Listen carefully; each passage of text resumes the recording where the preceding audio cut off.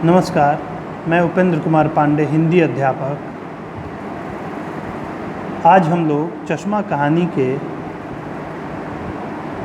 अगले भाग पर विचार करेंगे।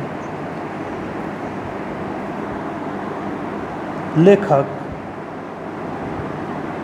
बाहर से चूँकि आए हैं तो काफ़ी थके हुए महसूस कर रहे हैं और कुर्सी पर बैठ जाते हैं, पैरों को आराम देते हैं और आंखें मूंद लेते हैं।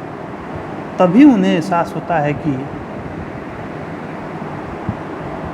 किसी ने उनके हाथों को स्पर्श किया। आंखें खोलकर वो देखते हैं कि शाश्वत उनके कुर्सी के हत्थे के पास खड़ा है।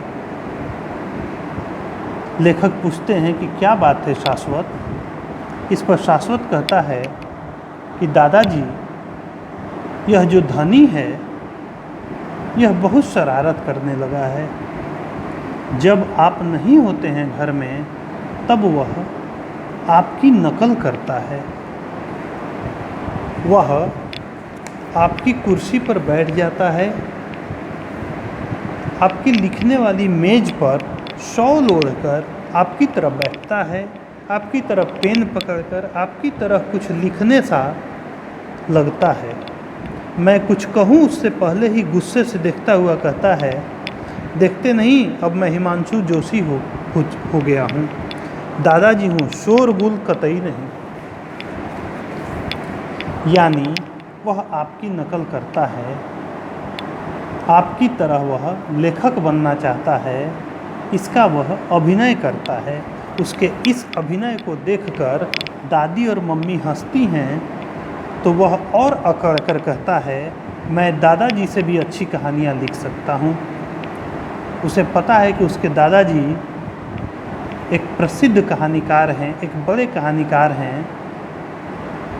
तो धनी कहता है कि मैं अपने दादाजी से भी अच्छी कहानियाँ लिख सकता हूँ।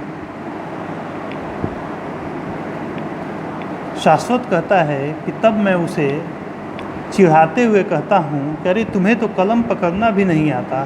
तो वह गुस्सा हो जाता है और मुझे मारने दौड़ता है।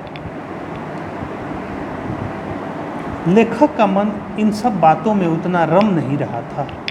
बच्चों की शिकायतों पर उस लेखक का ध्यान उतना जा नहीं रहा था और वह खिड़की के उस पार, शीशे के उस पार रेलिंग पर बैठी हुई गौरैया को देख रहे थे और सोच रहे थे कि भारत में पाई जाने वाली गौरैया इस ठंडे देश नॉर्वे में भी मिलती हैं, पाई जाती हैं।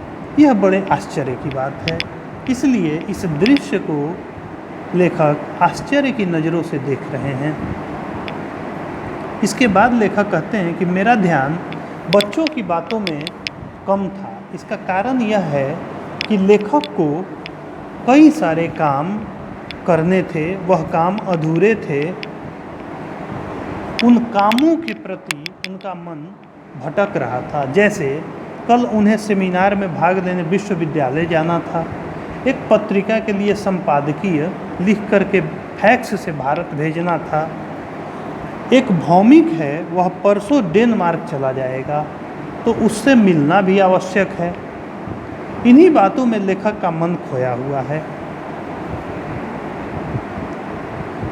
और इसी दौरान लेखक यह भी महसूस करते हैं कि अब नॉर्वे जो है वह पिछली बार की अपेक्षा कुछ बदला नज़र आ रहा है। वह पिछली बार जैसा नज़र नहीं आ रहा है।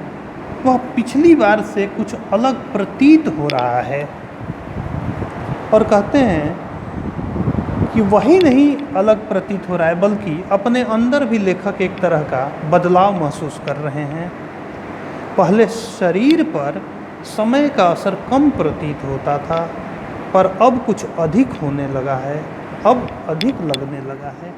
लेखक की उम्र ढल रही है और ढलती उम्र में समय और मौसम दोनों का असर कुछ ज़्यादा ही होता है। लेखक कह रहे हैं कि अब वो पहले जैसे नहीं रहे, अब उनका शरीर जो है पहले जैसा नहीं रहा, अब उनके अनुभव भी बदलने लगे हैं। तो जाहिर सी बात है कि नॉर्वे भी अब कुछ बदला बदला सा ही नज़र आ रहा है। अगले पार्ट में हम लोग इसको आगे जानने की और कोशिश करेंगे। धन्यवाद।